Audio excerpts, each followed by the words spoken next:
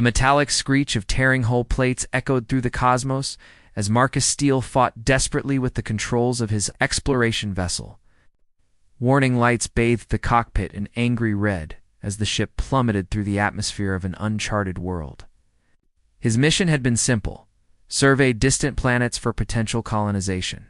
What he hadn't expected was the gravitational anomaly that pulled him from hyperspace and sent him careening toward the surface of this mysterious world. The impact sent shockwaves through his body as the ship skidded across crystalline sand dunes before coming to rest against a formation of towering purple rocks.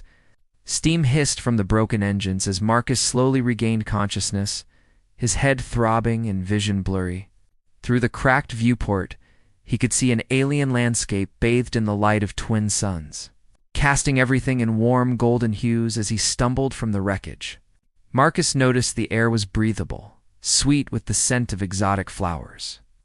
The gravity felt slightly lighter than Earth's, making each step feel almost bouncy.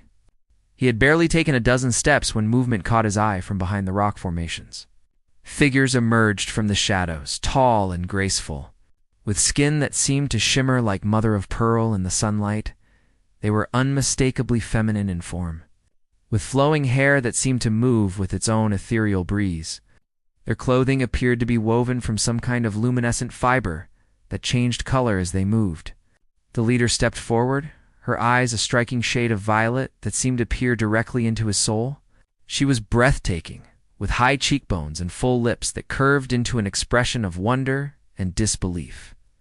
"Impossible," she whispered in accented but understandable English, her voice like music. "You are ... male?" Marcus nodded slowly, still dazed from the crash. "My name is Marcus Steele. I'm from Earth. My ship malfunctioned and ... The woman raised her hand, silencing him gently. "I am Naya, Third Council of Zephyria. We thought your kind was extinct. It has been over a century since a male walked among us." Her eyes roamed over him with undisguised curiosity and something deeper, more primal. The other women gathered closer, their whispered conversations creating a symphony of melodious voices. Marcus could feel their gazes upon him, studying every detail of his appearance. There was hunger in their eyes, but also fear and uncertainty. He realized he had stumbled into a world where he was not just an alien visitor, but perhaps the answer to longings they had carried for generations. As the twin suns began to set, painting the sky in brilliant shades of orange and pink, Marcus knew his life had just taken an extraordinary turn. The crash had been devastating, but perhaps it had also delivered him to his destiny among the stars. The awakening desires 3 days had passed since Marcus's arrival, and he found himself in a dwelling carved from living crystal that seemed to pulse with soft, warm light. Vera, the settlement's healer, had tended to his injuries with gentle hands and healing salves that worked like magic. Her touch lingered longer than necessary, and Marcus couldn't help but notice the way her breath caught when their skin made contact. Naya visited him daily, bringing exotic fruits and asking countless questions about Earth and human culture. She would sit close beside his bed, her thigh brushing against his arm as she leaned in to listen to his stories. The air between them grew thick with unspoken attraction, each conversation charged with electricity that made Marcus's pulse quicken. "On your world, Naya?"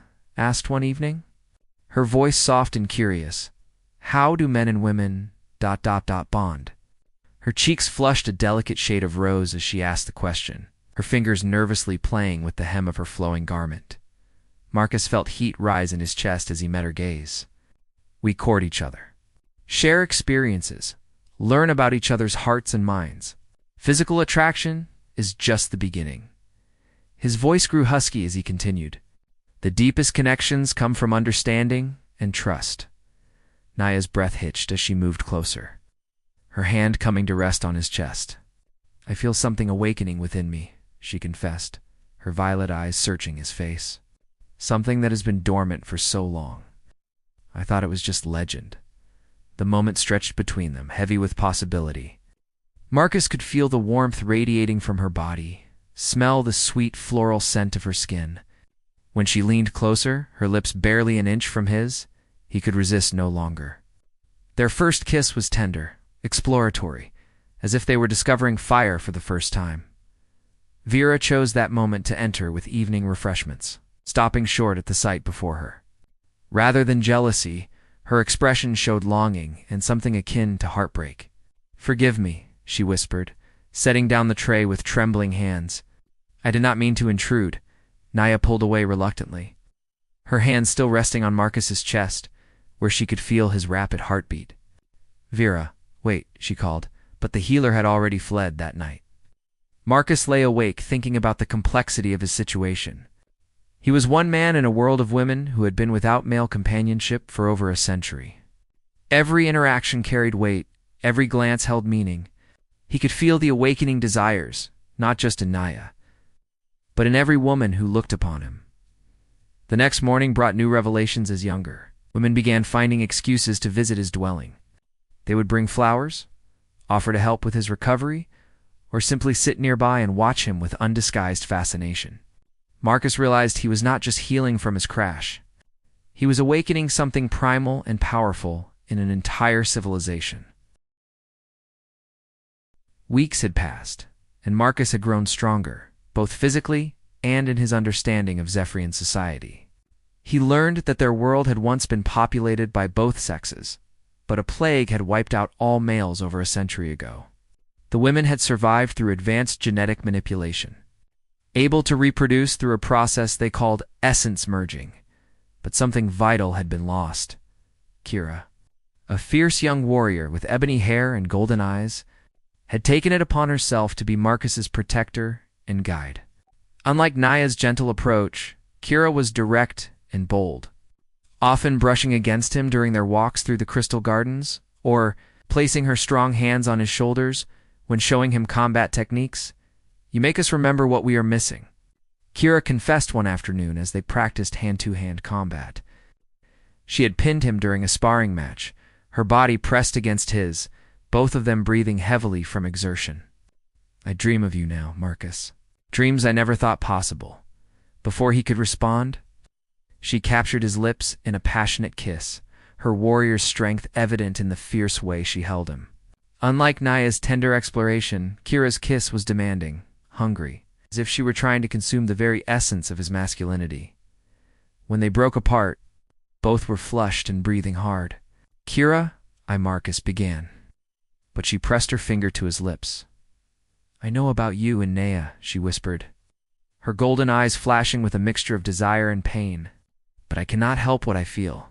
None of us can." That evening, the tension came to a head when Naya discovered Marcus and Kira in an intimate embrace in the moonlit gardens. The sight of her friend's hands tangled in Marcus's hair while they kissed passionately sent a spike of jealousy through her heart. "How could you?" Naya's voice was barely controlled, her violet eyes flashing with hurt and anger. "I thought what we shared meant something." Marcus gently disentangled himself from Kira's embrace, seeing the pain he had caused written across both women's faces. "Naya, please understand. I never meant for this to happen. The feelings, the connections, they're overwhelming."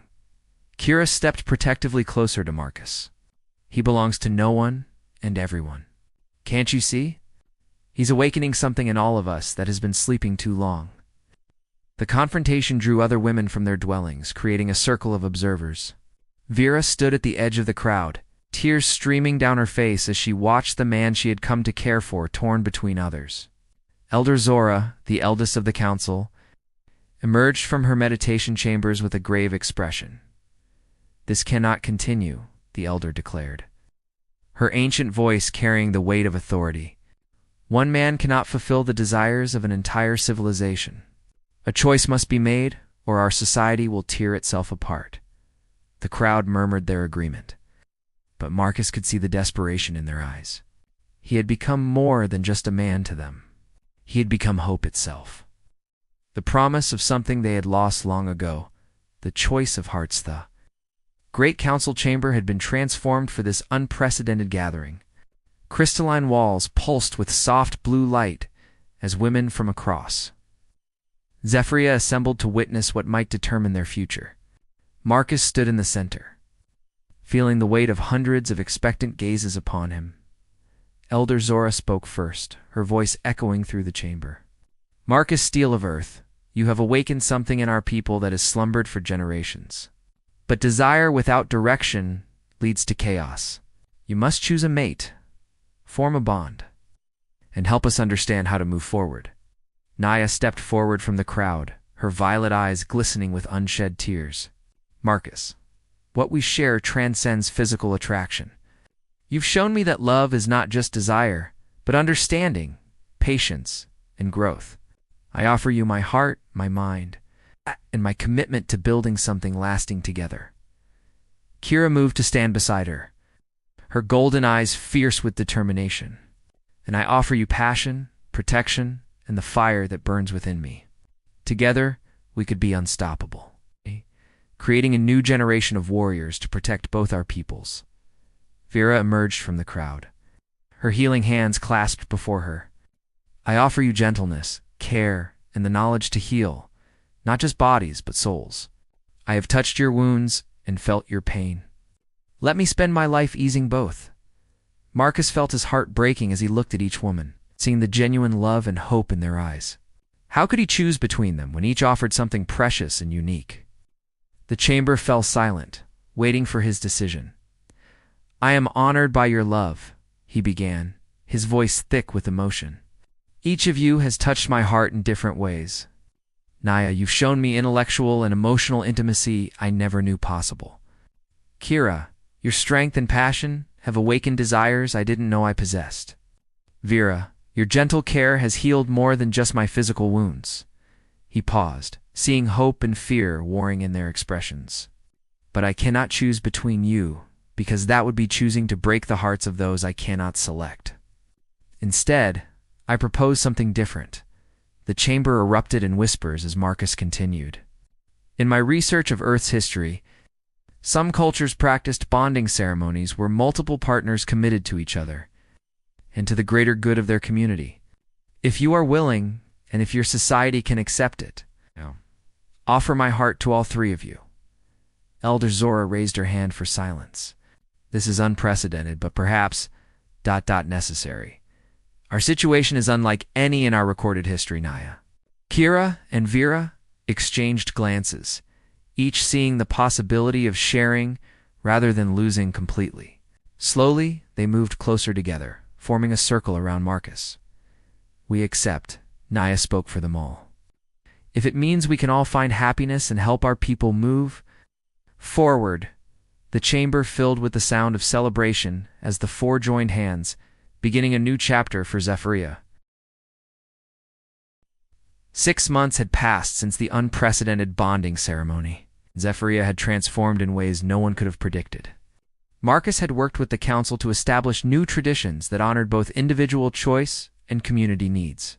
The rigid structure that had governed their society for over a century began to evolve into something more flexible and inclusive. In the crystal dwelling they now shared, Marcus woke each morning surrounded by the warmth of his three partners. Naya would often be found reading ancient texts, researching ways to improve their society. Kira maintained her warrior training while also teaching combat skills to other women who wished to learn. Vera had expanded her healing practice to include emotional counseling, helping others navigate the complex feelings that Marcus's presence had awakened. Their relationship had settled into a rhythm of mutual respect and shared affection.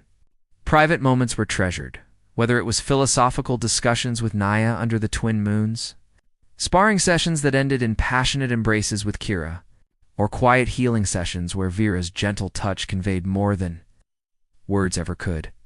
The first children will be born soon, Naya announced one evening as they gathered for their customary meal together. The genetic modification process had been adapted to incorporate Marcus's DNA, ensuring that the next generation would carry traits from both species. Marcus felt a surge of pride and responsibility. They'll grow up in a world different from the one you knew. They'll have choices you never had. Kira placed her strong hand over his. They'll be strong like their father, but also wise like their mothers. Vera added her gentle touch to their joined hands. And they'll know love in all its forms. Not just romantic love, but the love of community. A family chosen and born. As the months progressed, more women began forming their own bonding groups, some choosing to remain single, others forming pairs or larger partnerships. Marcus's presence had not just awakened romantic desire, but had given them permission to explore different ways of connecting and loving. The first children born of the new unions were celebrated throughout Zephyria. They carried traits of both species, with the women's natural grace and beauty combined with human resilience and adaptability. Marcus held his first son, a child with Naya's violet eyes and his own determined jawline, feeling overwhelmed by the responsibility of being not just a father, but the father of a new era. Standing on the balcony of their crystal home, watching the twin suns set over a civilization transformed, Marcus reflected on the crash that had brought him here. What had seemed like disaster had become destiny. He had lost his ship and his original mission, but had gained something far more precious: a family, a purpose, and the knowledge that love could indeed conquer the vast emptiness between the stars. The last man had become the first of many, and the future stretched before them bright with infinite possibility.